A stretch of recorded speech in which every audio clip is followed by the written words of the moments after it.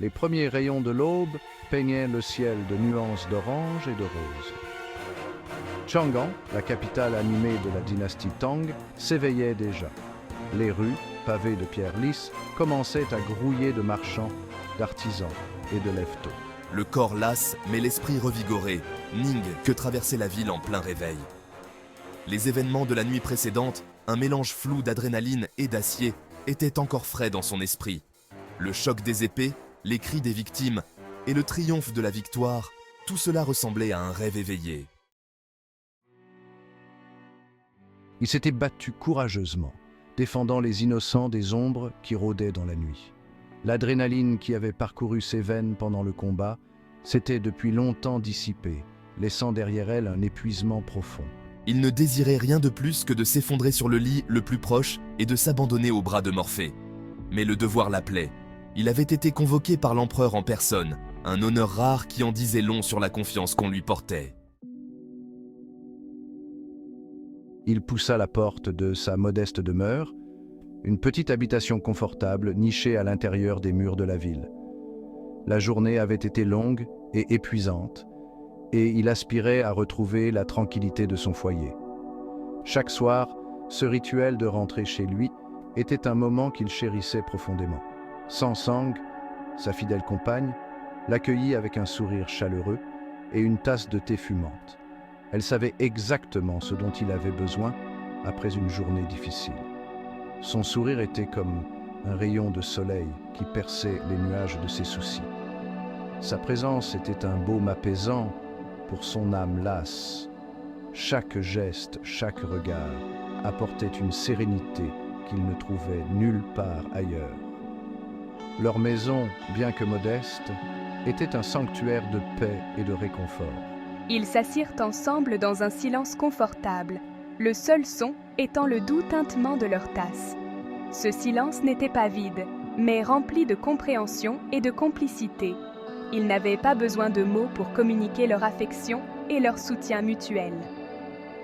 Alors qu'ils sirotaient dans leur thé. Le thé, préparé avec soin, était une tradition qu'ils partageaient chaque soir, un moment de connexion et de détente. Le liquide chaud se répandit dans son corps, chassant le froid de la nuit et détendant ses muscles tendus. Chaque gorgée était une invitation à la relaxation, un rappel que, malgré les tumultes de la journée, il y avait toujours un refuge de chaleur et de paix. Pendant un instant fugace, le chaos du monde extérieur s'estompa, remplacé par le simple réconfort de sa présence. Ce moment de répit, bien que bref, était essentiel pour recharger leurs esprits et leurs cœurs, leur permettant de faire face à un nouveau jour avec courage et espoir renouvelé. Un coup sec à la porte brisa soudainement la tranquillité de la nuit. La main de Ning se dirigea instinctivement vers la poignée de son épée, ses sens en alerte maximale. Les yeux de Sangsang reflétaient sa propre inquiétude, une peur silencieuse.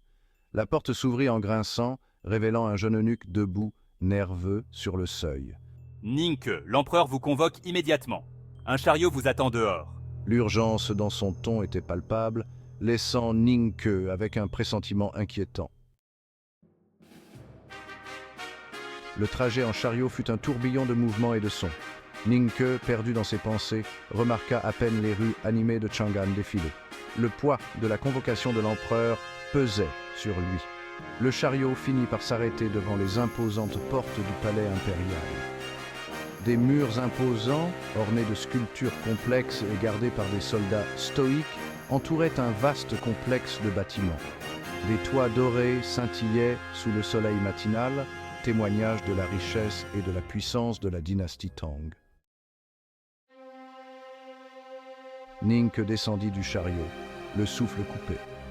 Il avait voyagé de loin, traversant des montagnes et des rivières, pour atteindre ce lieu légendaire. Il avait entendu des récits sur la grandeur du palais, mais rien n'aurait pu le préparer à la réalité qui se dressait devant lui. Les murs semblaient toucher le ciel, et chaque pierre racontait une histoire ancienne. Il fut conduit à travers un dédale de couloirs et de cours intérieures, chacun plus époustouflant que le précédent. Les plafonds étaient ornés de fresques détaillées et les sols brillaient de marbre poli. Des jardins regorgeant d'une flore exotique bordaient les allées, leur doux parfum emplissant l'air. Les fleurs rares et les arbres majestueux semblaient danser sous la brise légère. Des fontaines gargouillaient joyeusement, leurs eaux reflétant la lumière du soleil dans un spectacle éblouissant. Les jeux d'eau créaient des arcs-en-ciel éphémères qui ajoutaient à la magie du lieu. Pourtant, au milieu de cette beauté, Ningke ne pouvait se débarrasser du sentiment de malaise qui s'accrochait à lui.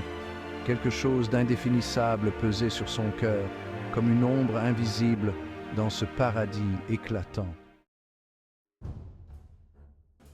Finalement, ils arrivèrent à destination, le cabinet impérial, un lieu empreint de sagesse et de mystère. Les portes, fabriquées en bois de cèdre ancien, étaient ornées de sculptures complexes représentant des scènes de l'histoire des Tang, chaque détail racontant une histoire ancienne. Le cœur de Ningke battait la chamade lorsqu'il réalisa l'importance de l'endroit. Il savait que ce lieu était réservé aux érudits et aux conseillers les plus respectés de l'Empire. L'empereur vous attend. Préparez-vous à entrer dans l'histoire. Il poussa les portes, révélant une vaste pièce baignée par la douce lumière du matin, illuminant chaque recoin avec une lueur dorée. Des étagères bordèrent les murs, leurs tablettes chargées d'innombrables rouleaux et volumes reliés, chacun contenant des siècles de connaissances et de sagesse. Ningke entra dans la pièce, les yeux écarquillés d'admiration. Il n'avait jamais vu autant de livres et de rouleaux en un seul endroit. Il ressentit une vague d'excitation mêlée à une bonne dose de trac en attendant que l'empereur apparaisse. Ce moment pourrait changer sa vie à jamais, et il le savait.